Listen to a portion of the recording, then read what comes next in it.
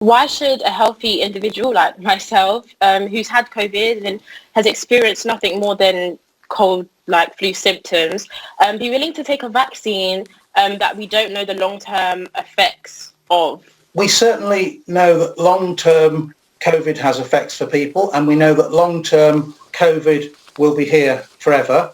I can tell you that it is 4 billion doses of COVID vaccines have been given out around the world, and 84 million in the UK. So if there was anything very major going on in terms of side effects and long-term consequences, we would by now, I think, have seen those signals. And, we just haven't. Actually, what the vaccines have done is they've prevented now, in total, since we got them, 22 million cases of COVID infection and 60,000 deaths. So, that's truly massive. The benefit of vaccines is in that kind of secret work that you never see, because if people don't go into hospital and they don't die, you never see that. I'm all in favour of individuals taking the vaccine if they feel they need it. However, I'm young, I'm only 25. I would say relatively fit, and I recently had COVID. It's pretty rare to see young people, you could say, hospitalised or suffering.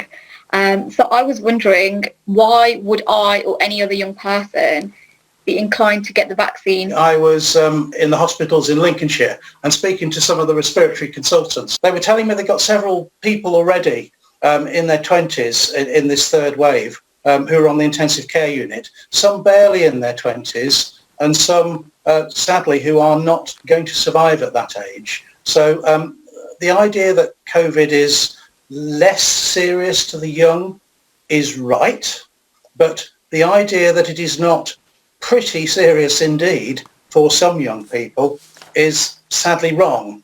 And then, of course, on top of that, there is the risk of long COVID, which we don't fully understand yet, except that we know that it's severe and we know it is really debilitating for people who get it. Just a kind of 7-day figure at the start of January, 1% of admissions for COVID were in your age group.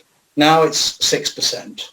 If we look at your same age group again, 25 to 34, back in January, 3% of patients who are needing to be ventilated because of COVID were your age group. Now it is 11%. I'd like a bit of clarity around the purpose of the vaccine. Is it designed to stop people actually catching COVID, or is it designed to limit the side effects if people do catch COVID? When we went after COVID vaccines, we were primarily after something that would stop people dying.